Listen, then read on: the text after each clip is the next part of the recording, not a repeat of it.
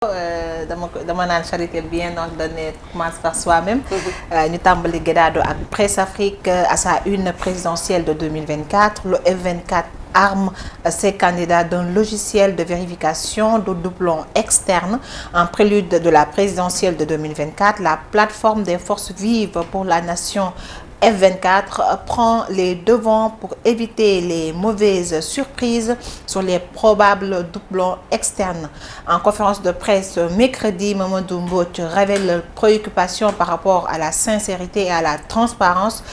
de la présidentielle. Il a aussi exposé les dispositifs anticipatoires pris par son mouvement. Selon lui, l'analyse du processus en cours fonde préoccupations et inquiétudes en raison de la durée trop courte de la révision des listes électorales, induisant une exclusion délibérée de nombreux primo-votants de la désignation illégale et partisane des membres de la Sénat, de la numérotation du fichier électoral consolidé non disponible, du comportement de fonctionnaires aux ordres refusant l'application de la loi ou rendant complice de la sélection des candidats.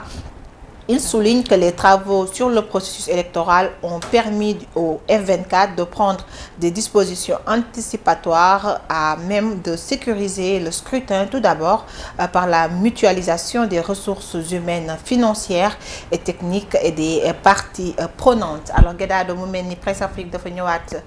ci li nga xam ne moom la F24 annoncé démb muy la mise en place d'un logiciel de vérification de doublons externes bi nga xam ne moom la mettre à la disposition de ces candidats pour lu gën a mën a leer par rapport à la présidentielle bi nga xam ne foofu lañu jëm le 25 février 2024. alors am na solo bu baax a baax Fana ban gis-gis nga am ci lu mel est-ce que waa F24 lu nu mel jàpp nga ni mën nañ cee am gain de cause. D'abord je pense que ñoom li ñu def dafa mel ni mooy xoddeeku bala ngaa lakkale comme ni ko olof di waxee parce que problème mu doublon yàgg na nekk mbir moo xam ne li nga xam ne moom mooy acteurs politiques yi yàgg nañu ko jooyanti mais est-ce que bile mbir bi ñu koy def associé nañ ci également ak li nga xam ne moom mooy conseil constitutionnel parce que bu ñu fàttalikoo li nga xam ne moom mooy droit de vérification ci affaire parrainage bi c'est une prérogative ci li nga xam ne moom mooy conseil constitutionnel d'ailleurs sax jamono ji ñuy amal lii di dialogue national bi acteurs politiques yi ak la société civile ak li nga xam ne moom mooy administration bi de même que la Sénat demandé woon nañ à ce que ñu boole leen ci bile mbir mu nekkoon mbir moo xam ne débattroon nañ ko mu métti woon par la suite ci conclusion dialogue yi nangul nañ leen ñu associé leen ci bile contrôle mais bi ñu demee ba ci cappaandaw gi Babacar Fall bu GRADEC bi ñu ko doon fàttali que ni dafa nekkoon chose boo xam ne amul ndax dañ leen ko promettre woon ci conclusion dialogue yi mais bi ñu demee ci réalité sur le terrain nekkul mbir moo xam ni amul d'ailleurs sax mi ngi doon wax ni que lii di processus de vérification bu conseil constitutionnel bi sax dafa présenter un flou total pour les acteurs moo tax duma jàpp ni ki nga xam ne moom mooy F24 boo dotee ay logiciel de vérification ci li nga xam ne moom mooy acteurs politiques yi gëmu ni conseil constitutionnel dina ko nangu xanaa d'abord ñu associer leen ci ba pare ñu doog a jàll ci bile mbir. d'accord am na solo bu baax a baax li nga wax Fana alors Amina. ñu jëmali seneweb.com. waaw seneweb.com nous parle de la tribune de maître Ciré Clédor Ly. Pourquoi Ousmane Sonko et Bassirou Diomaye Faye sont électeurs et éligibles? Dans une tribune publiée ce jeudi, maître Clédor Ly a formulé des griefs contre la magistrature dans le traitement du contentieux électoral concernant Ousmane Sonko. L'avocat a également établi des arguments en faveur de l'éligibilité de M. Sonko et Bassirou Diomaye Faye. Dans la note, on peut lire: les chambres réunies de la Cour suprême sont saisies pour qu'elle se prononce sur des erreurs de procédure qui relèvent de la seule responsabilité des hauts magistrats de la chambre administrative de cette juridiction. La chambre administrative a commis 4 manquements majeurs qui affectent profondément la justice en tant que pouvoir. et la sécurité juridique des citoyens sénégalais qui ont perdu depuis le mois de mars 2021 leur droit à la sûreté de leur personne et aux libertés publiques. Gannaaw dafa mel ni ki nga xam ne mooy l'avocat de Ousmane Sonko di Maître Ciré Clédor Ly dafa ñëwaat ci rabat d'arrêt bi nga xam ne moom la ñu def foofee ca Cour suprême di xamal que ni Cour suprême boobu noonu notamment la chambre administrative dafa def 4 manquements ci instant bi mu doon jugé Ousmane Sonko le 17 novembre passé. Et si biir tribune bi aussi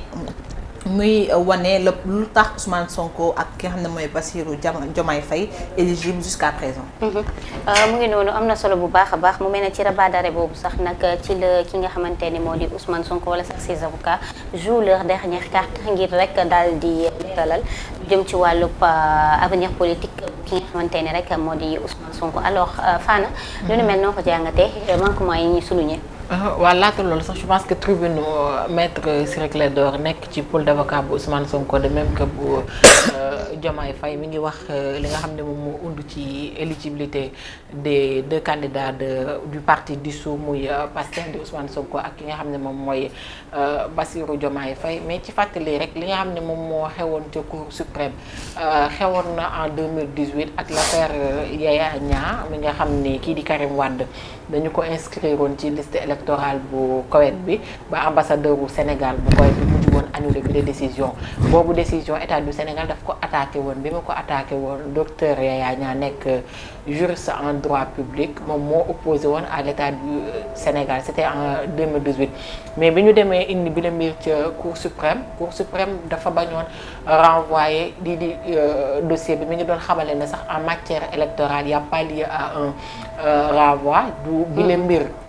moo xew ci mbirum Ousmane Sonko parce que on a vu que daf ko renvoyé ci tribunal hors classe bu Dakar. Tribunal est compétent bu ñu xoolee ci lieu d'inscription bu Ousmane Sonko par rapport à son domicile ak le lieu de résidence fële ca Ziguinchor la war a bindoo kon dafa waroon dem ci tribunal bu Ziguinchor mu ànduwaat ci la mbir ginnaaw bu juge Sabassi Faye sax nanguloon ko ñu réintégré ko ci liste électorale mu mel ni ñaari jurisprudence bu Yaya Niang bi ñu ci bëri les avocats ñu ngi doon wax ni waroon nañ ko mën a appliquer ci Ousmane Sonko parce que en matière électorale tamit les délais sont extrêmement courts. bu ñu ko yóbboo fële ca tribunal hors classe de Dakar day nekk beneen processus boo xam ne dafay xaw a gudd pour bile candidat mu mën a xam ndax dina bokk wala déet maître mi ngi soulever également parce que tamit dañuy fàttali ci kaw Ousmane Sonko ba tey amul benn condamnation bu définitive bu ko war a mën a tere mu bokk ci élection yi de même que Bassirou Diomaye Faye ce sont des accusations même si c'est lourd qui pèsent sur lui mais jusque-là y a même pas de procès fixé lu ñu ko sax datu procès ba koy war a mën a tere mu bokk ci bile jongante ñu ngi wax ni dañu ko bëgg faagaagal parce que c'est le plan B de Pastef ñeneen ñi naan y a un autre plan ak lu mu ci mën a doon daal pour le moment pour les deux li nga xam ne moom la juriste tënku ci kàddu mooy ils sont éligibles jusqu'à preuve du contraire. Ça c'est clair. mi ngi noonu amati na solo bu baax a baax ñu daal di jëmali eMédia.com. Oui, Guédado, dañuy wëyal ak eMédia.com. Visite à la MAC du Cap Manuel. Aminata Touré n'a pas pu rencontrer Ousmane Sonko à cause de 3 points de suspension. Muni d'une autorisation de visite en bonne et due forme, je me suis rendue ce matin à la prison du Cap Manuel pour rendre visite à Ousmane Sonko. J'ai été normalement enregistrée comme visiteur et j'ai attendu dans la salle d'attente en compagnie de monsieur Déthié Fall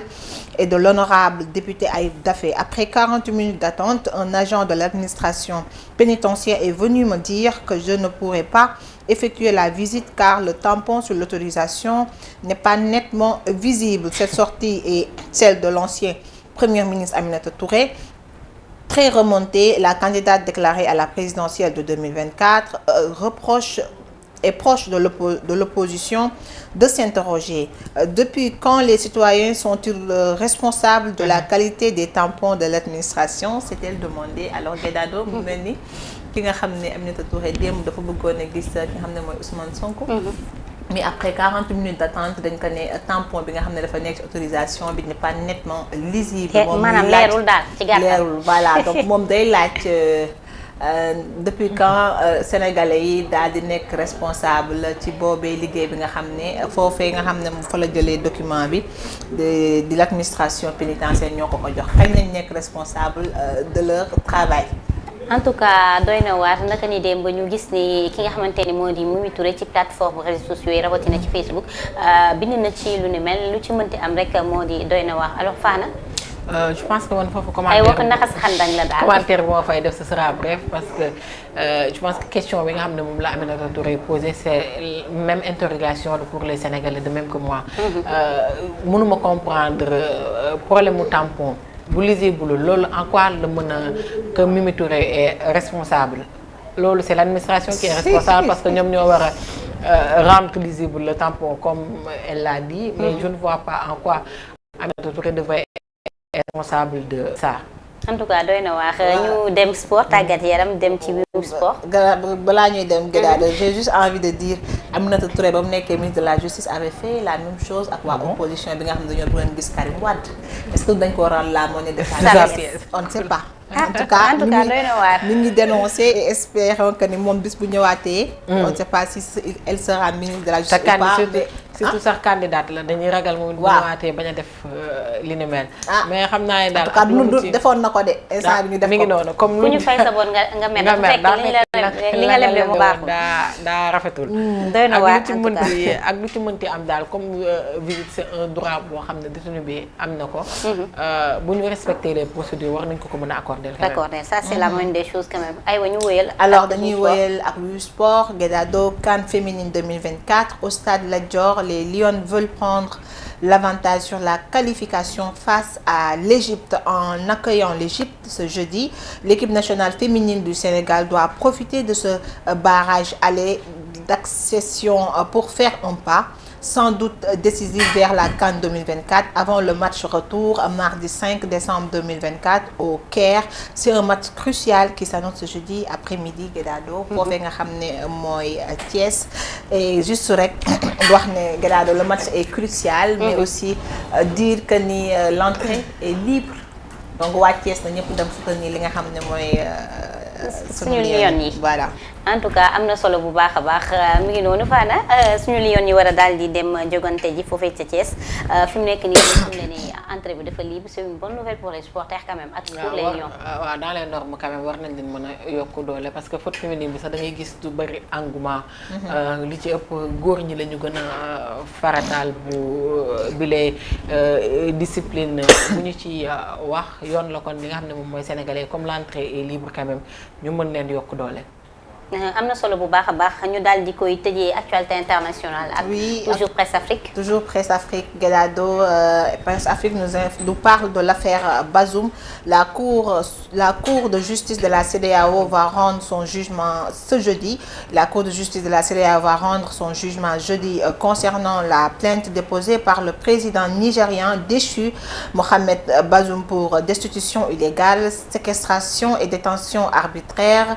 Monsieur Bazoum, qui a été renversé le 26 juillet dernier par un coup d'État pour le motif d'incapacité à faire face à l'insécurité croissante dans son pays, est retenu en résidence dans le palais présidentiel depuis cette date alors qu'il refuse de démissionner. L'avocat sénégalais Seydou Diagne, membre de son équipe juridique, estime que la destitution du gouvernement de Bazoum constitue une violation de ses droits politiques, appelant à la libération inconditionnelle et sa réintégration à la présidence Guédado mu mel ni kooku nga xam ne mooy Bazoum di ancien président nigérien déchu nga xam ne kooku boo fàttali ko Guédado dañ ko coup d'état alors mu ngi wax ne dañ ko séquestré et que dañ ko def détention arbitraire ba tey comme Ousmane Sonko tey Cour suprême dina àddu ci boobee mbir. lu ci mënti am rek mooy. Cour suprême. Cour de la CEDEAO. CEDEAO c'est pourquoi je dis comme Ousmane Sonko bi nga xam ne demoon na foofee sa CEDEAO moom tamit defoon na plainte foofee sa CEDEAO. pour ne moom ay droit am dañ ko violé. dafa mel ne fête bee la jàpp